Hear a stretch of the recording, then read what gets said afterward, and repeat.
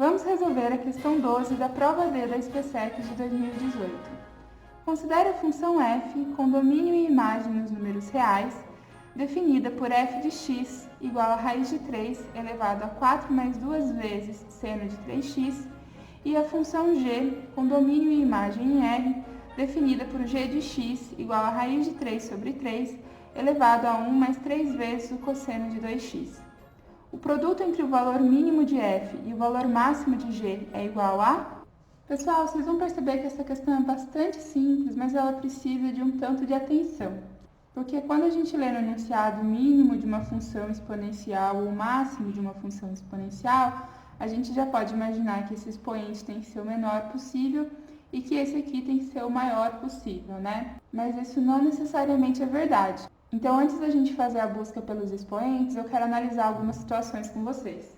Pessoal, eu quero que vocês observem aqui os números 3 meios e 2 terços. No primeiro caso, a gente tem uma fração onde o numerador é maior do que o denominador e, portanto, ele é maior do que 1. No segundo caso, a fração tem um numerador menor do que o denominador e, portanto, ele é menor do que 1. Números maiores que 1 e menores do que 1 se comportam de maneira diferente quando são elevados a um mesmo expoente. E para exemplificar isso, eu vou elevar esses dois números ao quadrado. A gente tem, então, 3 meios elevado ao quadrado e 2 terços elevado ao quadrado. Bom, 3 meios elevado ao quadrado é a mesma coisa que 3 ao quadrado sobre 2 ao quadrado, que resulta em 9 sobre 4. Enquanto 3 meios vale 1,5, 9 quartos vale 2,25. Portanto, o resultado final é maior do que o número original. Já no caso do 2 terços elevado ao quadrado, a gente tem 2 ao quadrado sobre 3 ao quadrado, que resulta em 4 sobre 9.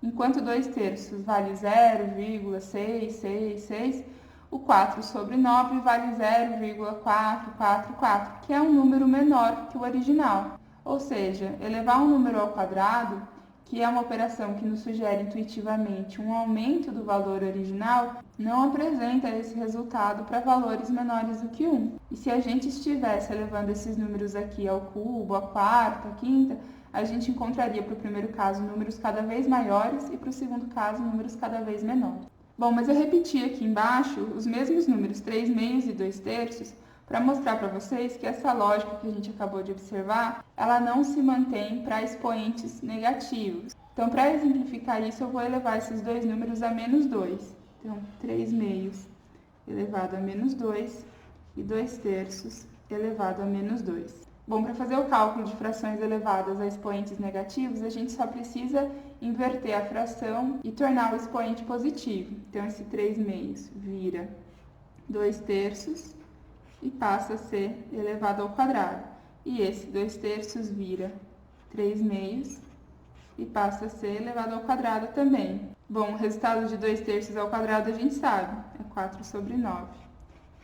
E de 3 meios elevado ao quadrado a gente sabe que é 9 sobre 4. Ou seja, aquele número maior do que 1, que elevado ao quadrado ficou ainda maior, ao ser elevado a um número negativo, passa a ser menor do que o número original. E aquele número que era menor do que 1 e ao ser elevado ao quadrado ficou menor, ao ser elevado a menos 2 passou a ser maior. Bom, agora que a gente já tem isso em mente, vamos voltar para a questão original.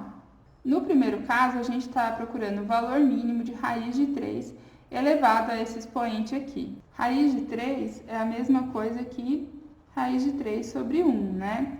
E raiz de 3 é um número maior do que 1. Se a gente pensar que raiz de 1 é menor do que raiz de 3, que é menor do que raiz de 4, a gente tem que raiz de 3 está entre 1 e 2, né? Portanto, a gente está tratando de uma fração com numerador maior que denominador. Dito isso, a gente acabou de ver que quando o numerador é maior, se a gente tiver um expoente grande, ele vai ficar cada vez maior. Portanto, para que o valor dessa função seja mínimo, eu preciso que esse expoente seja menor, o menor, né, possível. Bom, mas já a gente pensa naquele expoente. Vamos dar uma olhada agora na fração que se apresenta para a gente na função g de x. A gente tem raiz de 3 sobre 3 elevado a um expoente aqui. Bom, raiz de 3 sobre 3 é a mesma coisa que raiz de 3 sobre raiz de 3 elevado ao quadrado.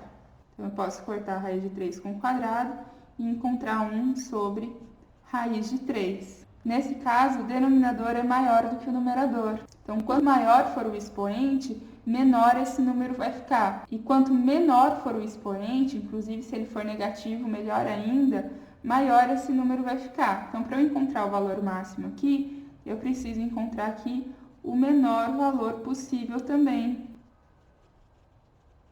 Bom, vejam que interessante, ter que pensar no expoente menor possível quando o que está sendo pedido é o valor máximo é bastante contraintuitivo. Então, aqui a gente acabou com a primeira pegadinha da questão.